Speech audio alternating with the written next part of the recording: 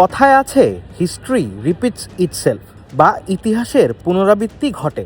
তবে ইতিহাসের এই পুনরাবৃত্তি ঘটার বেলায় আপনি হয়তো কখনো থাকবেন চালকের আসনে কিংবা প্যাসেঞ্জার হিসেবে। বিসিবি সভাপতি তামিম ইকবালের ক্ষেত্রে হয়তো এবার এটাই ঘটল। 3 আগস্ট 2023 ওয়ানডে বিশ্বকাপের ঠিক মাস কয়েক আগে এই তামিম ইকবালকেই সরে দাঁড়াতে হয়েছিল বাংলাদেশের ওয়ানডে অধিনায়কত্বের দায়িত্ব থেকে। এবার তামিম যখন বোর্ড প্রেসিডেন্ট হিসেবে দায়িত্ব পেলেন, আর 3 মাস যেতে না যেতেই বোর্ড সভাপতিকে নিতে হলো কঠিন আরেকটি সিদ্ধান্ত। 29 জুলাই 2026 প্রায় 3 বছরের ব্যবধানে নিজে অধিনায়কত্বের ছাড়া থেকে দেশের স্বার্থে কিংবা ক্রিকেটের উজ্জ্বল ভবিষ্যতের জন্য বোর্ড সভাপতিকে একটা কঠিন সিদ্ধান্ত নিতেই হলো। যাতে ওয়ানডের নেতৃত্ব থেকে সরিয়ে দেওয়া হলো মেহেদী হাসান মিরাজকে, দায়িত্ব দেওয়া হলো লিটন দাসকে। একসময় অধিনায়ক হিসেবে নিজে যে কঠিন পরিস্থিতির ভেতর দিয়ে গিয়েছিলেন তামিম, এবার প্রেসিডেন্ট হিসেবে মিরাজকে সরাতে গিয়ে হয়তো সেই একই রকম পরিস্থিতির ভেতর দিয়ে গেলেন তামিম। বুধবার বিসিবির বোর্ড সভা শেষে মিরাজকে আর ওয়ানডে অধিনায়ক হিসেবে দায়িত্বে না রাখার বিষয়টি নিশ্চিত করেন তামিম নিজেই। লিটন আগে থেকেই ছিলেন টি-20 দলের নেতৃত্বে, এখন সাদা বলের 2 সংস্করণেই নেতৃত্ব দিবেন তিনি।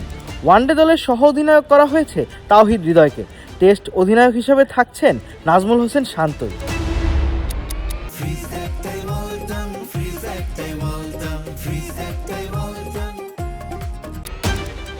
তবে মিরাজকে দায়িত্ব থেকে সরিয়ে দেওয়ার সিদ্ধান্তটা যে একেবারেই সহজ ছিল না তামিমের জন্য।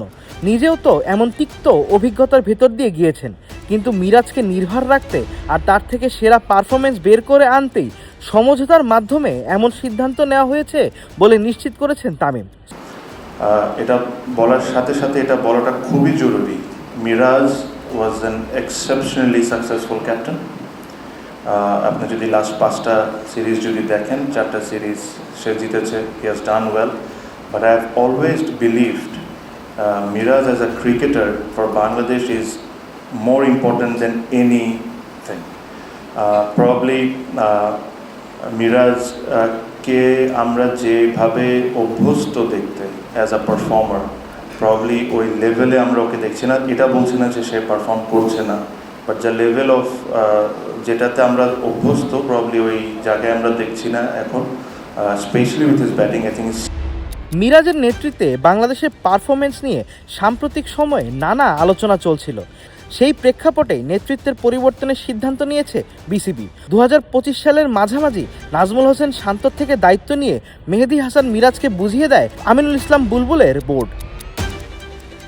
মিরাজের নেতৃত্বে বাংলাদেশ 24টি ওয়ানডে খেলেছে, এর মধ্যে জিতেছে 10টিতে, হেরেছে 13টিতে, আর একটি ম্যাচের কোনো ফলাফল হয়নি।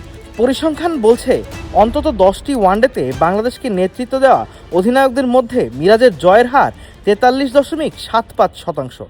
এই তালিকায় তার অবস্থান তৃতীয়। তার উপরে রয়েছেন মাশরাফি বিন মুর্তজা, যার জয়ের হার 58.13, এবং সাকিব আল হাসান, যার জয়ের হার 46.26। অন্যদিকে লিটন দাস এর আগে ওয়ানডে দলের অধিনায়কত্ব করেছেন, তবে সেটা ভারপ্রাপ্ত অধিনায়ক হিসেবে।